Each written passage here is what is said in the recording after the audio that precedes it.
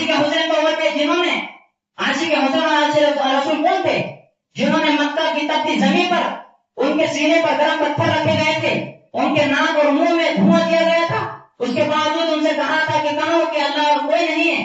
ہم رسول کو نہیں مانتے، کہو تو انہوں نے کہا تھا احد احد اللہ ایک ہے، وہ تھا عاشق رسول تو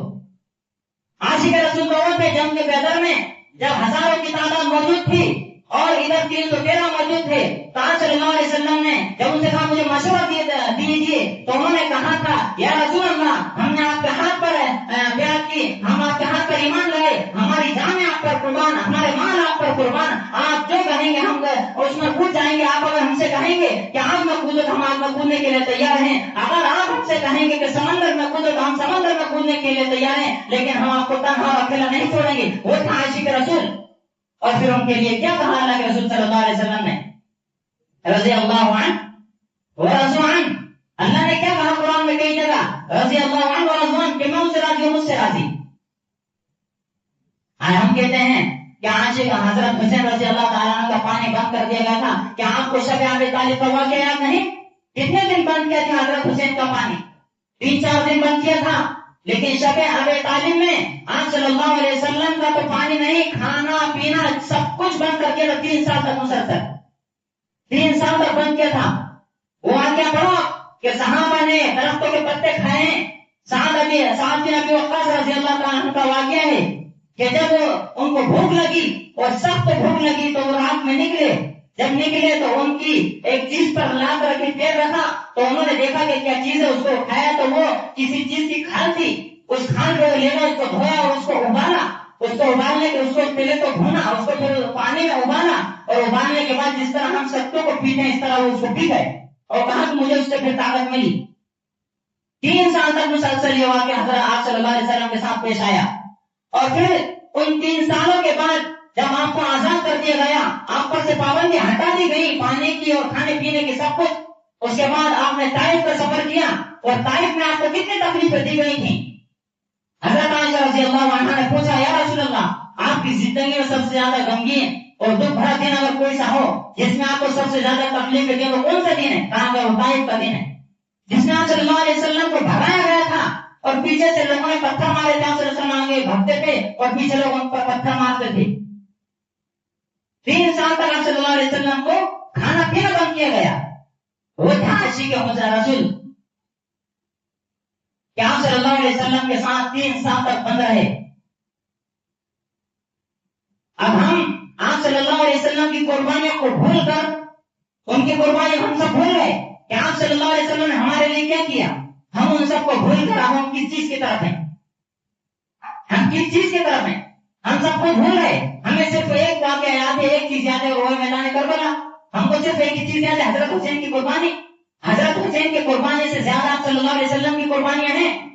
حضرت حسین کو ماننے سے زیادہ ہم کو آپ صلی اللہ علیہ وسلم کو ماننا ہوگا، تب جا کر ہم کامل ایمان والے ہوں گے۔ کیونکہ ایک مرتبہ آپ صلی اللہ علیہ وسلم نے حضرت عمر سے پوچھا تھا کہ عمر تم کو سب سے زیادہ محبت کس سے ہے؟ تو حضرت عمر رضی اللہ عنہ نے کہا کہ مجھے سب سے زیادہ محبت اپنے گھر والوں سے۔ کہا تم پورے کامل اور پکی مومن نہیں ہو۔ آپ صلی اللہ علیہ وسلم نے کہا تھا تو کامل اور مکمل ایمان ہونے کے لیے ہمیں ضرور آپ صلی اللہ علیہ وسلم سے محبت کریں، اور آپ صلی اللہ علیہ وسلم سے تبھی محبت ہو سکتی ہے جب آپ صلی اللہ علیہ وسلم کے حکموں کو مانیں گے، آپ صلی اللہ علیہ وسلم کے طور طریق پر چلیں گے۔ اگر نہیں چلے تو پھر ہم کامل ایمان والے نہیں ہیں، بلکہ ہم نے تو کام وہ کیے جو مدینے میں منافقین نے کیے تھے کہ ہم نے اپنے مسلمان نوجوانوں کو بہکایا، اپنے مسلمان بچوں کو اس راستے سے ہٹا کر دوسرے راستے پر لے گئے۔ ہم نے اپنے مسلمان بچوں کی زندگیوں کو برباد کیا، کیونکہ جب مسلمان بچے ان چیزیں دیکھیں گے تو آگے چل کر بھی تو وہ یہی کام کریں گے۔ یہی کام منافقین مدینہ میں کیا تھا کہ انہوں نے مسجد زراعت بنا لی تھی، الگ مسجد بنا لی۔ آپ صلی اللہ علیہ وسلم کو اللہ تبارک و تعالیٰ نے حکم دیا کہ ان منافقین نے مسجد زراعت بنائی ہے، اور وہ صرف مسلمانوں کو بھٹکانے کے لیے، یعنی کہ مسلمان ابھی تم کو مانتے ہیں لیکن جب ان کی طرف وہ جائیں گے تو وہ آپ کو برا بھلا کہنا شروع کریں گے، اور وہ ہو سکتا ہے دھیرے دھیرے پھر وہ اسلام سے خارج ہو جائیں۔ تو آپ صلی اللہ علیہ وسلم نے پھر اس مسجد زراعت کو توڑا ہے۔ تو اس سے کیا پتا چلا کہ جب مسلمان ایک ہو، اللہ اس کے رسول کو مانتے ہو، لیکن کوئی ایسا فتنہ رونما ہو جائے جس سے مسلمانوں میں بٹوارا ہونا شروع ہو جائے، مسلمانوں کا دین، مسلمانوں کے اندر سے ان کا دین خارج ہونا شروع ہو جائے، نکلنا شروع ہو جائے، تو وہ نام کے مسلمان تو رہتے ہیں، صرف نام کے مسلمان رہتے ہیں، کام کے نہیں، تو پھر ایسے مسلمان رہنے سے کیا فائدہ؟ ایک شخص سے پورا مہینہ مزدوری کرے،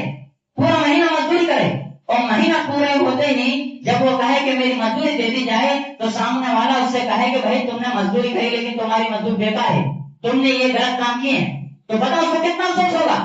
اب ہم نے کلمہ تو پڑھ لیا، اب ہم مسلمان رہے پوری زندگی، اور مرنے کے بعد اللہ تبارک و تعالیٰ نے کہہ دیا کہ تمہارا یہ مسلمان رہنا بیکار ہے،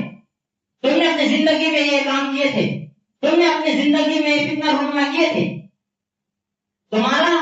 یہ دین بیکار گیا، تمہاری یہ زندگی بیکار گئی، تو پھر کیا فائدہ ہے اسے مسلمان رہنے سے؟ اگر مسلمان رہنا تو پورے مکمل رہو۔ یہ کب ہوگا؟ جب اللہ اور اس کے رسول کے حکموں کے مطابق زندگی گزاریں گے۔ 1400 سال ہو گئے، 1400 سال سے تیمور لنگ بادشاہ سے پہلے کے مسلمان نہیں تھے، آج بھی پورے عرب ممالک میں کیا مسلمان نہیں ہے؟ کیا ان کا اسلام کمزور ہو گیا؟ کیا افغانستان کے مسلمانوں کا ایمان کمزور ہے؟ سب سے زیادہ پکا ایمان ہے تو افغانستان کے مسلمانوں کا، جن نے سپر پاور کو ہرا دیا، چھوٹا سا دیش ہے، کیوں کہ ان کا ایمان مضبوط تھا، ان کے اندر یہ فتنے نہیں تھے، لیکن ہم نے اپنے اندر اتنے فتنے رونما کر لیے، اپنے آپ کو جو ہمیں صحیح لگا اس کو ہم نے اپنا لیا۔ قرآن کیا کہتا ہے؟ افتؤمنون ببعض الکتاب وتکفرون ببعض فما جزاء من يفعل ذلك منكم الا خزي في الحیاة الدنیا۔ افتؤمنون، کہ تم نے اپنے آپ کو مومن بنایا کس طریقے سے؟ ببعض الکتاب وتکفرون ببعض، کہ تم نے بعض پہ تو ایمان لیا اور بعض کو چھوڑ دیا۔ آج کل ہم مسلمانوں کو یہی حال ہے کہ ہمیں جو دل کو اچھا لگا ہم نے اس کو اپنا لیا، جو دل کو برا لگا اس کو نہیں اپنایا۔ آج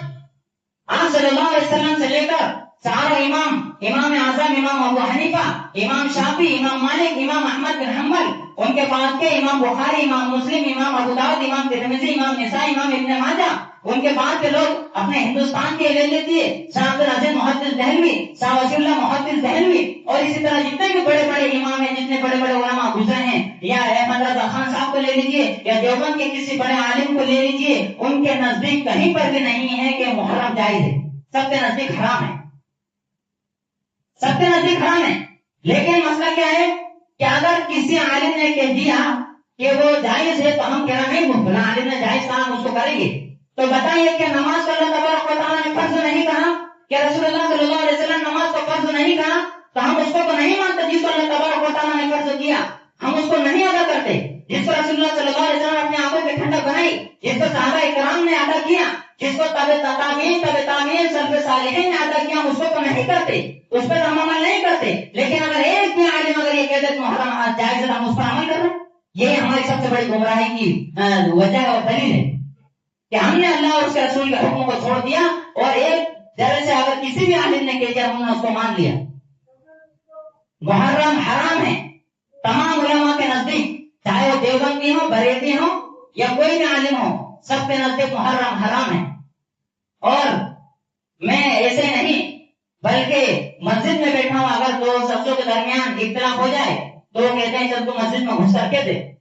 میں مسجد میں بیٹھا ہوں اور واللہ تاللہ باللہ رب الکعبہ، رب کعبے کی قسم کھا کر کہتا ہوں کہ محرم حرام ہے، رب کعبے کی قسم، اگر آپ کہیں تو قرآن کھا کر کے تو محرم حرام ہے، حرام ہے محرم۔ اس نے ہم مسلمان تو رہے لیکن ہمارے اندر سے ایمان کو نکال دیا محرم ہے، اور یہ شیطان کا بڑا فتنہ ہے کہ وہ دھیرے دھیرے ہم کو کیسے لے جائے گا، یہ اس نے وعدہ کیا اللہ تبارک و تعالیٰ میں بھیجاؤں گا، اور اس نے بھیجانا شروع کر دیا کہ ہم اس طرف چلے گئے دھیرے دھیرے کہ ہم محرم میں گئے، پھر آگے کا یہ نوبت آ گئی کہ آج ایران میں چلے جائیے تو وہاں پر ماتم منایا جاتا ہے، ابھی لکھنؤ کی ویڈیو دیکھ لیجیے وہاں پر بھی ماتم منایا جا رہا ہے، بھوپال کی ویڈیو دیکھ لیجیے وہاں پر بھی ماتم منایا جا رہا ہے، لیکن آپ کچھ لوگ کہنا کہ نہیں ہم ماتم نہیں مناتے، کہ ہم کیا مناتے ہیں، حضرت حسین کی جیت کا ڈنکا بجا رہا ہے، تو آپ کیا کرتے ہو، حضرت حسین کی جیت کا ڈنکا بجا کے ماتم منا، یہ تو اتنا کچھ لوگ ماتم منا رہا، کچھ لوگ ڈنکا بجا رہا۔ تو جب علماء نے کہا ماتم حرام ہے تو ان لوگوں نے کہا کہ نہیں کیا کرنا چاہیے، تو کہتے جیت کا ڈنکا بجا رہا، دونوں چیزیں حرام ہیں۔ آپ صلی اللہ علیہ وسلم سے جیت سب سے بڑی جیت تھی جنگ بدر کی، کہ بتائیے صحابہ نے اس کا ڈنکا بجایا؟ نہیں بجایا۔ خالد بن ولید نے اسلام لانے کے بعد 100 جنگیں لڑی ہیں، تقریباً ایک بھی جنگ نہیں ہاری، بلکہ ایک جنگ میں تو جنگ موتا میں تو انہوں نے 9 تلواریں توڑی تھی کہ بتائیے ان کی جیت کا ڈنگ آپ صلی اللہ علیہ وسلم نے بجایا؟ نہیں بجایا. کیا ان کے ہر کا صلی اللہ علیہ وسلم کے چچا شہید ہوئے حضرت حمزہ، ان کے شہر صلی اللہ علیہ وسلم کی بیٹی، ان کو دمبختوں نے جب وہ حاملہ تھی تیر مارے ان کو شہید کیا صلی اللہ علیہ وسلم نے، کیا ان کا ماتم کیا؟ نہیں کیے. تو پھر ہم کیوں کر رہے ہیں؟ میرے بھائیو یہ ہمارے یہ جو شیطان ہے اس کی چال ہے، اور یہ ہم کو دھیرے دھیرے ایمان سے خارج کر رہا ہے. اس لیے اس سے بچیں جتنا ہو سکے اور اپنے اولاد کو بچائیں. میں پھر کہتا ہوں